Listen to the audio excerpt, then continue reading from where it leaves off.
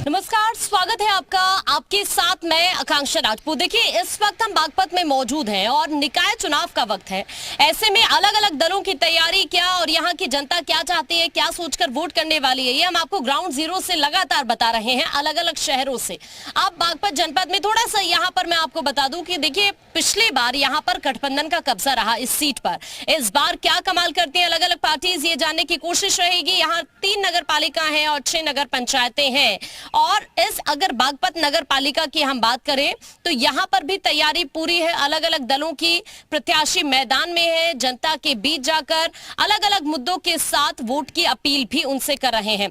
तो इस वक्त निकाय नुक्कड़ में कुछ खास मेहमान हमारे साथ जुड़ रहे हैं। आम जनता के मुद्दे भी यहाँ पर सुनेंगे और साथ ही अलग अलग जो दलों की तैयारी है वो भी जानने की आपको हम यहाँ से कोशिश करेंगे कि आखिरकार अलग अलग दलों की तैयारी क्या है। तो एक एक करके सभी खास मेहमानों का परिचय मैं इस वक्त आपसे करा दूं जो हमारे बीच यहाँ पर इस खास कार्यक्रम में जुड़ रहे हैं। सबसे पहले इस वक्त बीजेपी से सुदेश चौहान जी हमारे साथ यहाँ पर जुड़ने वाले हैं और साथ ही आम आदमी पार्टी से सौमिंद्र ढाका हमारे साथ होंगे और ओमवीर ढाका वरिष्ठ नेता आरएलडी से हमारे साथ यहाँ पर होंगे। डॉक्टर शकील अहमद पूर्व महासचिव सपा से हमारे साथ यहाँ पर होंगे और बीएसपी से नहीम एडवोकेट हमारे साथ यहाँ पर इस वक्त इस पैनल में मौजूद रहने वाले हैं। तो सबसे पहले समाजवादी पार्टी का ही रुख करेंगे क्योंकि देखिए, जो तैयारी है इस वक्त अलग अलग दलों की पूरी है, लेकिन अभी की अगर तस्वीर देखें तो वो कैसी नजर आती है, वो कितनी उम्मीद लगाकर बैठे हैं इस सीट पर, ये जानने की हम कोशिश सबसे पहले करते हैं समाजवादी पार्टी से ही। क्या तैयारी, क्या मुद्दे इस बार आपके, क्योंकि पिछली बार सीट पर कब्जा आपका रहा, इस बार कितनी उम्मीदें लगाकर बैठे? हम उम्मीद लगाए हैं जनता का हमें भरपूर साथ मिलेगा, क्योंकि प्रदेश में जंगल राज है। कानून नाम की और संविधान की जो सरकार चलनी चाहिए थी वो यहाँ बिल्कुल नहीं चल पा रही है। आम जनता त्रस्त है, महंगाई चरम सीमा पर है और रोज मर्डर हो रहे हैं, अपराधी जो है बेलगाम हो गए हैं। इसलिए हमें जनता पे पूरा विश्वास है। जनता चाह रही है, बदलाव चाह रही है। हम मुद्दे क्या हैं? क्या मुद्दे हैं? हमारे मुद्दे हैं कि जनता का विकास करेंगे, उसे न्यायप्रिय शासन देंगे और यहाँ शांति व्यवस्था कायम करेंगे और रोजगार देंगे युवाओं को। ठीक है, बीएसपी की क्या तैयारी है? एक्चुअली मैं बसपा से पहले तो मैं शुक्रिया अदा करना चाहूँगा जी न्यूज़ चैनल का और बागपत की जनता का जो इतना प्यार मुझे मिल रहा है चारों तरफ से। और पार्टी की तरफ से मैं कहना चाहूँगा कि ये जो बागपत ज़िला जहाँ से मैं हूँ और जहाँ आज निकाय चुनाव चल रहा है, ये ज़िला जो है मायावती जी ने, बहन मायावती जी ने ही जो है बना के दिया था। और जितने विकास कार्य जो ज़िले में होते हैं वो सारा बजट जो है यहाँ पे अब आने लगा है। मुद्दे क्या है? मुद्दे क्या है? नगर, देखिए ये नगर निकाय चुनाव है। नगर निकाय चुनाव का सबसे पहला मुद्दा तो साफ और सफाई का है, नाली खड़ंजों का है और जो है और भी बहुत सारे मुद्दे हैं जो नगर पालिका को करने चाहिए थे और अब तक नहीं हुए हैं। जो जैसे कि सामुदायिक भवन यहाँ देना चाहिए था, व्यायामशाला यहाँ पर देनी चाहिए थी और पूरे शहर में जो है वाईफाई की सुविधा देनी चाहिए थी और पूरे शहर में सफाई व्यवस्था अच्छी दुरुस्त करनी थी और इसके अलावा सामुदायिक जो है हॉस्पिटल खोलने थे, सामुदायिक जो है आपको। ठीक है, जल्दी से एक छोटा सा रिएक्शन आपसे चाहूंगी। काम सारे गिनवा दिए, क्या क्या आपने नहीं किया? उम्मीदें तो बहुत सारी थी आपसे जनता को। देखिए, यहाँ बागपत जो है पूरे जिले का मुख्य शहर है और यहाँ की हालत एक बिल्कुल गांव जैसी है। हम चाहते हैं यहाँ विकास हो, शहर हो, यहाँ लोगों को लगे कि वाकई हम किसी शहर में। 5 साल आपके पास सीट होते यहाँ पर? नहीं, हमारे पास नहीं थे। निर्दलीय उम्मीदवार यहाँ था। अच्छा, इस बार प्रयास करेंगे हमारा उम्मीदवार यहाँ आए। ठीक है, आप बताइए, क्योंकि इस बार आम आदमी पार्टी भी मैदान में है, क्या कमाल करने वाले हैं, क्या मुद्दे हैं आपके? देखिए, हम लोग जब भी किसी भी इलेक्शन में जाते हैं तो बहुत ही कैलकुलेटेड घोषणाएं हम लोग करते हैं। हमने जो आम आदमी पार्टी ने निकाय चुनाव के लिए अपना house tax half, water tax माफ, साफ स्वच्छ शहर और जो पुराने वाटर टैक्स और हाउस टैक्स है उसको पूर्णतः माफ करेंगे, नगर पालिका को भ्रष्टाचार से मुक्त करेंगे। इन्हीं मुद्दों के साथ हम लोग जनता के बीच में जा रहे हैं और मुझे पूरा यकीन है जिस तरह दिल्ली की जनता ने, क्योंकि दिल्ली भी एक अर्बन स्टेट है, वहाँ की जनता ने हमें प्यार दिया, एक बार नहीं लगातार 3 बार दिया है और उसके उन्हीं सफलता के आधार पर फिर हमने पंजाब में भी अपना शासन चलाया है। तो मेरा मानना है कि दिल्ली और पंजाब गवर्नेंस मॉडल जो है वो हम उत्तर प्रदेश में भी लागू करेंगे और उत्तर प्रदेश की जनता को भी वो भी हमें भरपूर प्यार देगी और निकाय चुनाव में हम सफलता प्राप्त करेंगे। ठीक है, आरएलडी से भी खास मेहमान है, आप बताइए क्या तैयारी इस बार और क्या मुद्दे हैं आपके इस बार निकाय चुनाव में?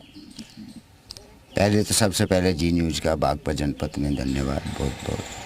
हमारे मुद्दे जो हमारे ये सी ग्रेड की पालिका है, बजट है नहीं, सरकार इसे इसका अपग्रेड करती नहीं। अब जब बजट नहीं होगा, जो हमारे पास पैसा है उसी पैसे से जितना काम हो रहा है उसमें कोई कमी नहीं छोड़ रखी, कहीं भी किसी भी तरह की कोई कमी नहीं है। और भविष्य में भी हमारा प्रत्याशी जीतेगा। और जो अधूरे काम है और हमारी सरकार से मांग है कि सबसे पहले इसका बजट बढ़ाया जाए। यहाँ 10 रुपये का मतलब बजट 10 रुपये का है, काम है 100 रुपये का, कहाँ से आएगा? ये मुख्यालय है, मुख्यालय को भी सी ग्रेड में डाल रखे आपने। आबादी बेहद ज़्यादा हो गई, इससे तो जितना यहाँ बजट आवंटित होता है, यहाँ से काम तो करने की छोड़ दो, यहाँ सफाई कर्मचारियों को वेतन नहीं दिया जाता। अच्छा, इतनी बुरी दुर्दशा इसकी है। जब तक ये इसका ग्रेड नहीं बढ़ेगा, यहाँ बजट आवंटित नहीं होगा, जब तक इस तरह की कोई वो नहीं होगी, हम सरकार से यही कहेंगे कि इसका बजट आवंटित इसका ग्रेड बढ़ाया जाए, क्योंकि अब नगर पालिका की आबादी काफ़ी हो चुकी है और बजट जब ज़्यादा आएगा तो विकास भी ज़्यादा होंगे। ठीक है, ठीक है। प्रदेश में आप ही की तो सरकार है, कह रहे हैं कि अगर बजट बढ़ेगा तो काम ज्यादा बेहतर तरीके से ऐसा है, प्रदेश ने बजट भी बढ़ाया है। हाँ।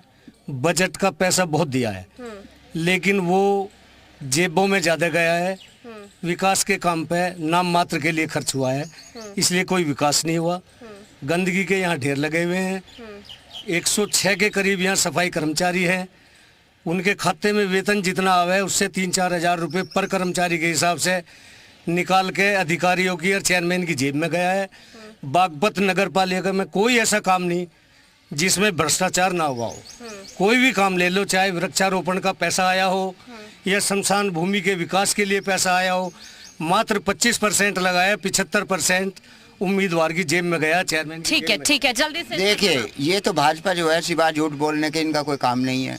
ना इनके पास बजट है, ना इनके पास पैसा है, और कानून व्यवस्था क्या सारी व्यवस्था है। 5 साल के अब से 8-7 साल हो गए इस बागपत जनपद के अंदर भाजपा का एक कार्य मात्र, भाजपा का जो हमारे पास में खड़े हुए कैंडिडेट, ये बता दो कि एक काम ये करा है, एक काम सिंगल 2012 के बाद में इस बागपत जनपद के अंदर अगर ये एक भी कार्य हो तो उसका नाम दिलवा लो।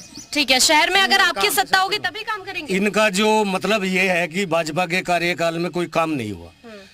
दिल्ली से सहारनपुर हाईवे, दिल्ली देहरादून कॉरिडोर, बड़ौद तहसील में 75 लाख रुपए से लाइब्रेरी, बावली में केंद्रीय विद्यालय, मीतली के चौराहे पे अस्पताल का निर्माण, इतने काम पिछले 70 साल में नहीं हुए जितने 9 साल के काम में हुए। अच्छा। इतना विकास किया है, जब ही तो देश की जनता और प्रदेश की जनता बार बार भाजपा को चाह रही है। ठीक है, पहले भी इन लोगों का 70 साल। एक बात बताइए, ये रोड है, चक रोड को रोड बता रहे हैं। हाँ। जनता की जेब काट रहे हैं टोल टैक्स के नाम पे। जितनी रोड थी उसके मानक के अनुसार उसमें अगर 1 इंच की भी बढ़ोतरी और घटा रखी है, ये रोड थोड़े ही है, चक रोड बना देखिए, रखी ये है। आपका जो कार्यक्रम है निकाय नुक्कड़ का है। हाँ। मेरा भाजपा से और जो लोक दल वालों से इनसे ये अनुरोध है कि निकाय के संबंध में बताए। आज जो यहाँ पर गठबंधन का प्रत्याशी है वो पहले निर्दलीय प्रत्याशी के रूप में था, तो वो अपनी जवाबदेही से नहीं बच सकते। आपकी सत्ता में सरकार, आप यूपी में है, आप केंद्र में है, तो बीजेपी भी नहीं बच सकते। आप रोड को कह के ये नहीं कर सकते कि हमने नगर पालिका का विकास किया है। नगर पालिका का कोई विकास नहीं है, और उसके लिए जिम्मेदार जो है पूर्व में चेयरमैन रही हो और जो सत्ताधारी पार्टी रही है वो है। हम लोग ये कहते हैं लोगों से कि हम लोग नई पार्टी है, हम लोग कोई जुमला पार्टी नहीं है, हम लोग कोई झूठी घोषणा नहीं करते, हम लोग गारंटी देते हैं। जो हमने अपनी गारंटी दी है कि हम हाउस टैक्स हाफ करेंगे, वाटर टैक्स माफ करेंगे, पुराना जो वाटर टैक्स हाउस टैक्स है उसे माफ करेंगे, साफ स्वच्छ शहर ये बनाएंगे। फ्री पॉलिटिक्स आप पर भारी ना पड़ जाए।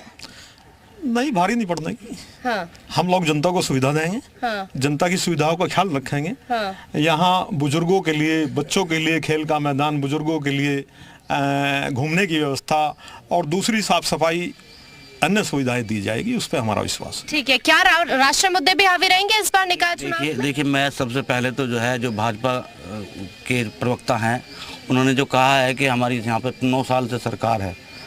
मैं यकीनी और ज़मीनी आदमी हूँ और ज़मीनी बात मैं करता हूँ हमेशा। मैं इनको दिखाना चाहता हूँ, यदि कैमरा ज़रा सा साइड में घुमा लिया जाए तो यहाँ खड़ंजों की स्थिति अभी आपको मालूम हो जाएगी जहाँ पर हम लोग खड़े हैं। अब आरएलडी की बात अगर हम करें, आरएलडी के जो फिलहाल प्रत्याशी हैं वो पिछली 3 योजना से जो है यहाँ के निकाय चुनाव में जो है जीतते आए हैं और निकाय जो है संभाले हुए हैं। अब वो क्या, आरएलडी वाले बोलते हैं कि बजट नहीं है, तनख्वाह नहीं दी जा रही है इनसे, ये सब काम किसके थे? बजट के लिए आपने क्या तो लेटर सरकार को लिखे हैं, और यहाँ जो मूलभूत ठीक है। जरूरतें हैं, ठीक है, इस पर मैं जवाब लूंगी उनसे। अभी कुछ महिलाएं यहाँ पर इस वक्त मौजूद हैं, इनसे इनके मुद्दे जानते हैं। वोट करने के लिए जाएंगे क्या सोचकर, कैसा काम हो रहा है आपके शहर में अभी? यही सोच कर जाएंगे कि भाई हमारे यहाँ सड़कें अच्छी हों, पानी की निकासी की सुविधा अच्छी हो,